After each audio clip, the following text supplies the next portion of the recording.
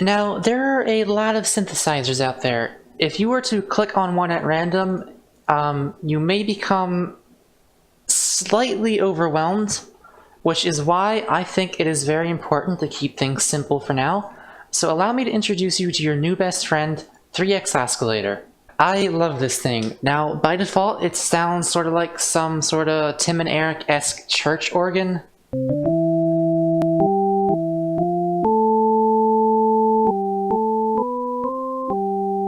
But with a little bit of tweaking, you can get some fairly decent sounding chiptune synths. So let me show you how this thing works right here. This is the volume for each of the 3 oscillators, so I'm going to turn number 2 and number 3 down, so all we have is 1. And as you can see, this is just a pure tone, which is what a sine wave is. If I switch it to a square wave, then you get something like that. And if we mess around and do some stuff, like turn oscillators 2 and 3 back up and put number 2 on a triangle, have it at -1 octave, which it already is by default, because up here is like, you can see at the top left, +0 semitone, down here -12, which is 1 octave. Then we can put number 3 on this thing and put it back up to ±0 semitones, and we get something that sounds a little bit like this. Which, we should probably turn that down a little bit. As I was messing around with my keyboard, I kind of made this little sound right here. And I kind of like that, so I'm going to, first of all, create a new pattern, synthesize, and right-click piano roll. And where are we? Right here. So it goes like dun. Alright, now let's add this together with the thing so we can see how they sound together. So I'm going to go down to the playlist and add this. Then click up here and switch it to what was it? Okay, I'm just going to delete this. I don't know what it's doing here. Switch to pattern 1. Put it right there. And now we switch this to song mode. So that, like, I can feel this being almost a song. But there's still a lot to do, obviously. I was kind of planning on turning this into like a, you know, one of those synths, but I like how that sounds too much to not do it. And I might consider right now just not even using like traditional chords at all. But since this is meant to be a beginner's tutorial, I think it would probably be best if I try and do that anyway, just so you can see how chords and melodies kind of like interact with each other and make things a little bit more simple. And then we'll just have this thing here as like a bonus. Okay, so I extended this melody a little bit, and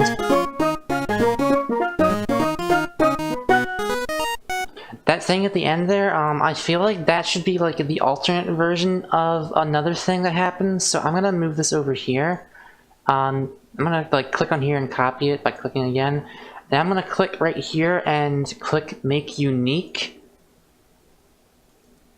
And then I am going to navigate over here to the other version of this. Place it down right here. And now I'm going to edit this and make this like, because like this note right here, that's like, it's like so high up, it feels like special, so it feels too special for like the first go around, so I'm gonna bring that down a little bit. So it's more like, so yeah, and then the second time it happens, and then like that can lead into like a different part of the song, I guess. Also, I put these things here, like the reason I made these notes so much higher than these is because like the melody for our steel drum ends right there, so I'm kind of like filling the space. I should probably give the disclaimer that there is a very good chance that this song could turn out absolutely awful, but I am going to try to make that not happen. I'm kind of just winging this because so are you. So I want to like put us on the same playing field. I don't want to like make like a fully completed song and then just like show you like everything I did in hindsight, because I feel like that's kind of cheating. I'm showing you like exactly what it's like, just like make something for me from start to finish and not know if it's gonna be any decent. But that's okay, because you can usually tweak things enough to make it sound decent if it isn't at first. Alright, so let's get making those chords though. The original plan was 3x oscillator, but since I'm using that for the other sound, I went ahead and added another Super Mario World. And I'm just going to mess around with the piano. I might change it later, but I'm just going to click this create a piano track channel, whatever. Right click, piano roll. And so a pretty reliable way of making chords when you don't know any music theory is to just do a single note. So like, wait, okay, I'm gonna hit it like this just so it's a little bit easier to hear.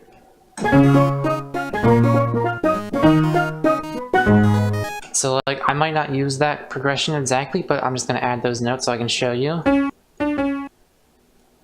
Now the way you make basic chords is you basically just skip over every other note, not every other semitone, so you wouldn't do like dun, and then this one.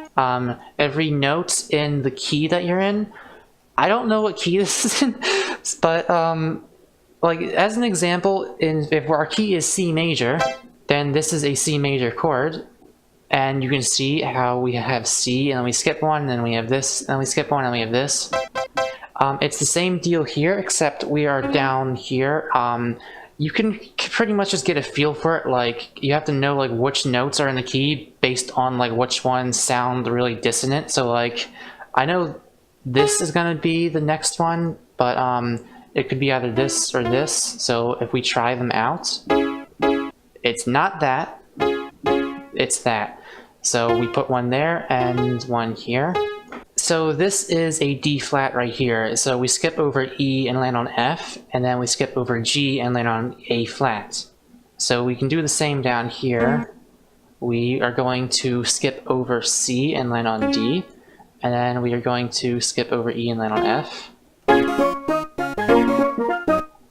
And same deal here. Always like go upwards, not down, because that's not how you make a chord. I mean, you'll make a chord, but not the one you're aiming for.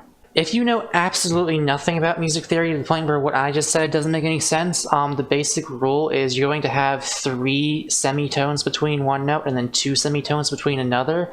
And then it just kind of depends on like whether this is going to have 2 down here or 3 down here and then 2 up there or whatever.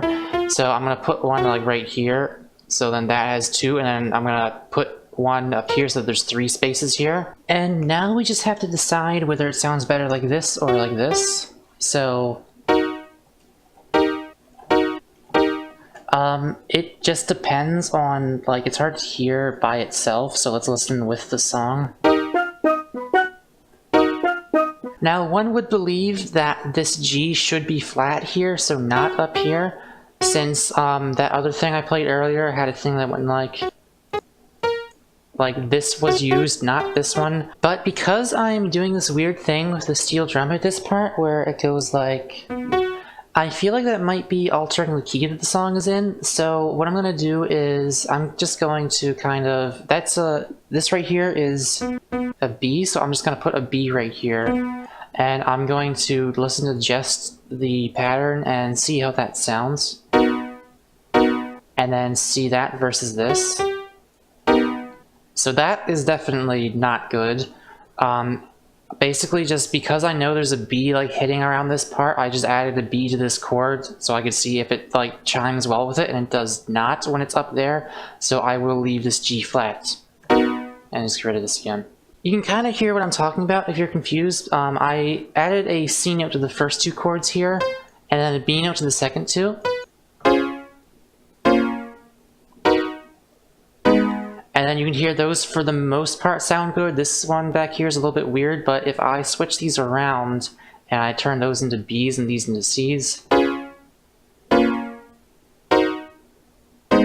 like it sounds a lot more discordant, and that's how I know that like things are changing around here, and that because like there's a B in the melody over here, that's how I know that this chord I added to the B is good for this. Whereas if I were to use a C or a B in the first part of the song, I would be using a C, because that's what sounds good with these chords. So I'm just going to go ahead and remove these. And now I'm going to try to make these a little bit more interesting. So I'm going to take this slice tool, hold down shift and left click, and do this right here. And a little bit of that. And I'm going to shorten this. And maybe another thing over here. Alright, so I got something going on here.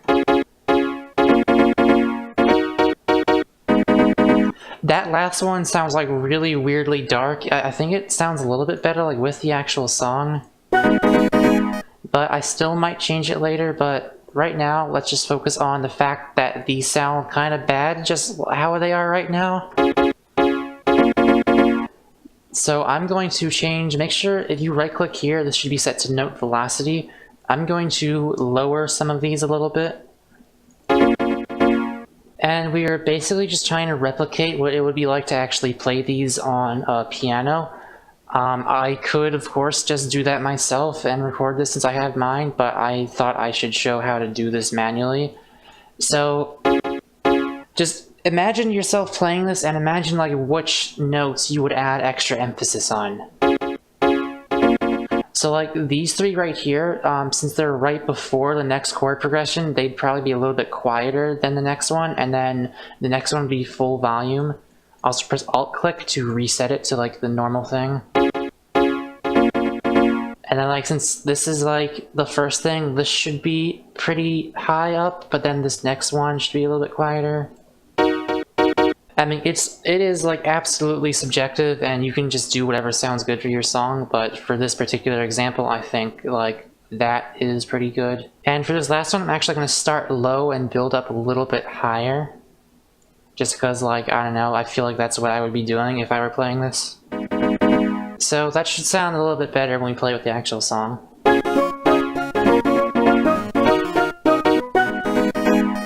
Alright, so we're starting to get something going on here. It still needs a lot of work, but we have some chords. They're probably going to be changed around a little bit, but we got something for now. I just want to give a disclaimer right now that says that right now and for the next few parts of these videos, this song is not going to sound like anything particularly great, but that is kind of just how it goes. But I am recording all of these parts at once because I want to make sure that like the end result is actually something like worth showing off. So all I can say is if you're watching this video right now, that means I have determined that the end result will have ultimately been worth it. One of the hardest parts about making music is the fact that a significant amount of what you are going to be making is going to sound very bad for quite a while. And it is very easy to be tempted to just like scrap it, or you might feel like you just like don't have any chance whatsoever at actually making anything good. Because like you do have to put in like a lot of work to like a particular song in order to make it start sounding like something decent. And that is why I'm trying to like show you this whole process right now, because like this does not sound particularly great just yet, but I am going to keep working on it because you really do just have to grit through those early stages and keep working at it until you get something that starts to sound like good. Join me next time where I try to make this not sound like absolute garbage.